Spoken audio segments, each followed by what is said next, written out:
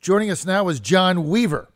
John has been a member of the Laborers International Union of North America, LIUNA, since 1987 when he applied to a LIUNA local in Maryland for his first job with the union in a paper mill. He worked his way up to become a business manager and lead a LIUNA that now has approximately 1,100 members. He resides in Virginia, where he has been a business manager of the union, local Union 980 out of Roanoke for 13 years. And with the union's proximity to the Atlantic Coast Pipeline, John Weaver played a key role in their recruiting and staffing efforts on the project. And he is joining us now. John Weaver, great to have you with us. Great to have you. Great to be on. How you doing? John, I'm doing fine, and I love the fact that you're part of the union, Local 980 out of Roanoke. My father was a union member. He joined the Pressmen's Union in New York. I think it was with the Daily News or the New York Post, the Herald Tribune or something. He joined it when he got out of this service, 22 years old. And at 62, he retired. So he was a union member for 40 years. And when you grew up in a union household, I mean, my father lived and died with that union. I mean, he believed in that like he bled union blue. And when they would go on strike, I was literally take me to the picket lines with him. Some of that stuff was pretty dangerous back then, John. It was a different. Oh yeah, it was a different time.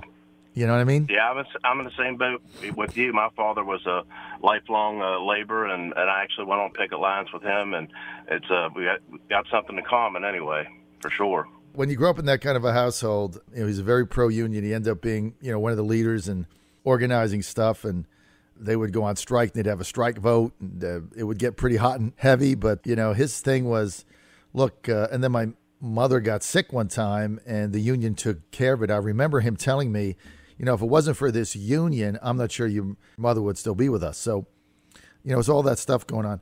Tell us, what are some reasons you've heard, John, from you and your members and local Virginia residents about why they wanted to work on the Atlantic Coast Pipeline, which is now, there's a work stoppage until we can get it all worked out? Well, is the labor in Virginia, they make $21 an hour with $45 a day per diem. Free health care is paid by the contractor, free retirement. And what I mean by free is that the contractor actually pays $6 an hour toward their health insurance per hour and $4.50 per hour toward their retirement plan. And it's paid by the contractor. It doesn't come out of their check. And when they'll get qualified for health insurance, and we have really good health insurance and a very good pension plan, and it's good work. I mean, they're working 60, 70 hours a week. That's a lot of overtime. I mean, a lot of the laborers are clearing almost up to $1,500 a week. Mm-hmm. It's a really good livelihood, and it's good money, and a lot of these people quit their jobs and went to the pipeline. Now it's shut down, and it's pretty bad right now. And you know what, John Weaver, let me just ask you this, okay, straight out. How many members do you have working in your union on the Atlantic Coast Pipeline that were laid off as a result of the U.S. Court of Appeals decision that stopped work on the pipeline? Like, just give me a number of people that had a job and then they got up one day and they didn't have a job. Oh, we're looking between 300 and 350 people at least, And the work's hasn't really even broke ground yet. We're just talking, it's going to go, just keep going and going, That's a lot of people right there, 350 people. These are 350 families, 350 paychecks, 350 sets of children, 350 rent payments, putting food on the table, all wiped out because of this ridiculous work stoppage that the Court of Appeals set. And we need to get this thing through and get these pipeline people back to work.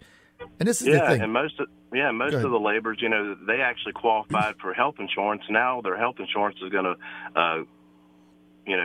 stop. So, it's a mess. It really is. So no jobs, no money, no paycheck, families suffer, no health insurance.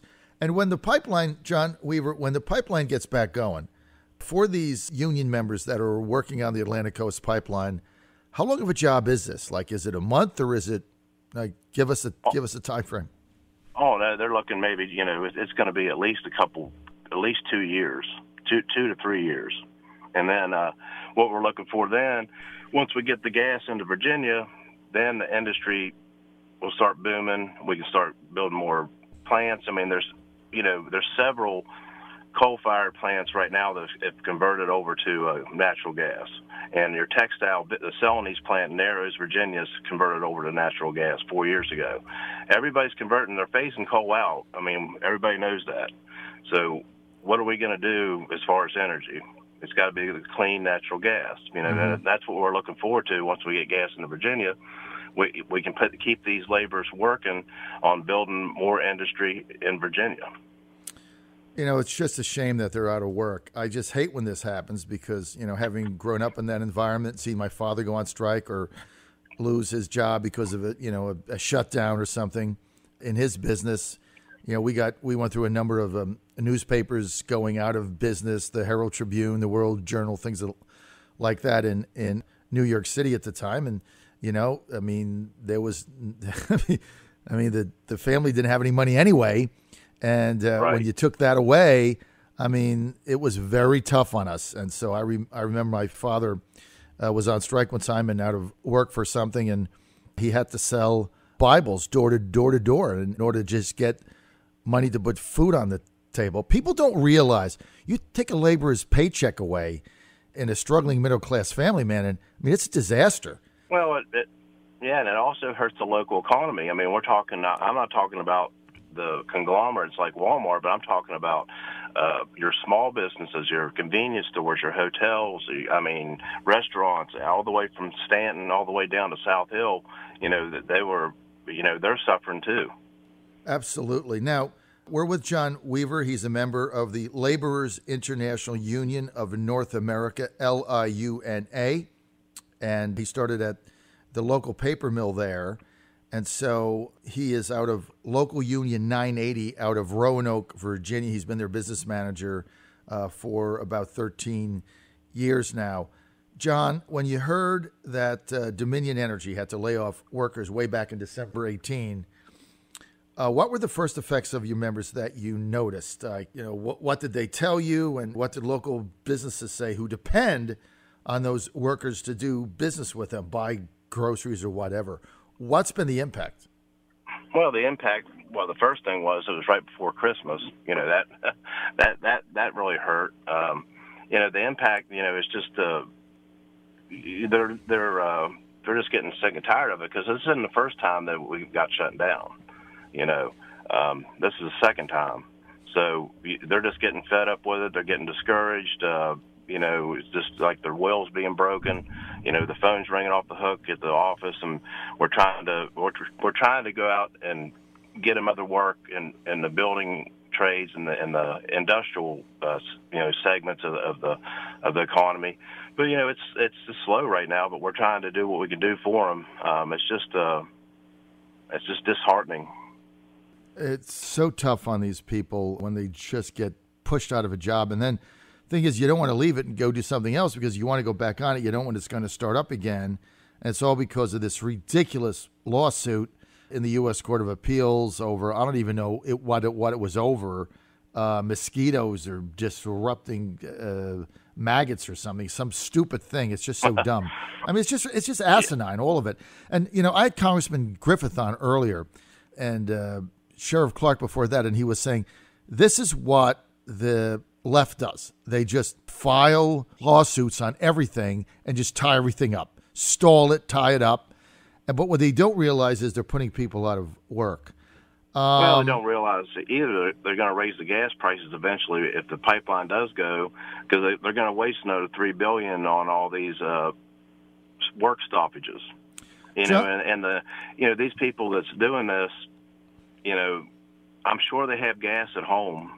When they turn the heat on, I'm sure they have gas stoves, gas heat, so I don't get it. John, it's always the elites that file the lawsuits that are not impacted by any of this, right?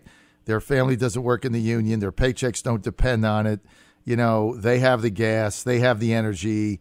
They have the fence around their house, right? They have all this stuff. Those are the ones, those are the liberal elites that file this stuff. And again, you know, a paycheck is nonpartisan, John Weaver. It's not red and it's not blue. It's not Republican or Democrat. It's a paycheck to feed your family. And so it has nothing to do with left or right politics. This is, I have a job and now I don't. What are your members doing now that they're laid off? Well, 90% of them are doing nothing. I mean, some of them were able to draw partial unemployment, but, you know, that's only like $250, $300 a week. I mean, we're talking chump change, you know. So they're just hanging around waiting and hoping that the line gets going again, you know, because we're trying to get them work, like I said, in other segments and other areas, but it's tough going right now. It's ridiculous. I mean, it's so sad. What? Let me just ask you something, John, as a union leader. What do you wish that those that are opposed to this pipeline, that are opposed to clean natural gas energy, being able to give people jobs now and in the future, what do you wish you could tell them about those that are stopping this, about Virginia's working men and women? What would be your message to those now? I would just tell them to come down here and live in Virginia, and you know, and get away from the, you know, wherever you're coming from, and just experience it, and see, and come to the real world. You know, from what I understand, the protesters are getting paid $35 an hour to protest, and they're not even, most of them aren't even from Virginia. You know, that's the shame of it all. So the protesters getting paid don't live in Virginia, and they're protesting, taking the jobs away of Virginians that actually want to make something and build something and go to work every day.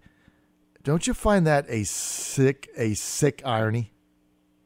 Yeah, it's like last year they arrested two people. One was from Massachusetts and one was from Winston-Salem, North Carolina. So, you know. Not even Virginia. No. Unbelievable. I tell you what, John, I just hope this pipeline gets up really fast, and I want to thank you for being with us, and thank you for your hard work. And I know both of us grew up in a union household, so we kind of share that bond. It's not everybody that does that, but when you do, and your father, my father, really believed that union that he was a member of and that union card that he had, he thought that was the most important, special thing in his entire career. He was so proud of that. John Weaver, thanks for being with us. Been a member of the Labor's International Union of North America, LIUNA, since 1987 when he joined it, and he's out of local Union 980 out of Roanoke, Virginia. John, thanks for being with us. Let's get this pipeline moving, John, all right? All right, I hope so. Thanks for having me on. All right, John. Excellent job, by the way. Thank you.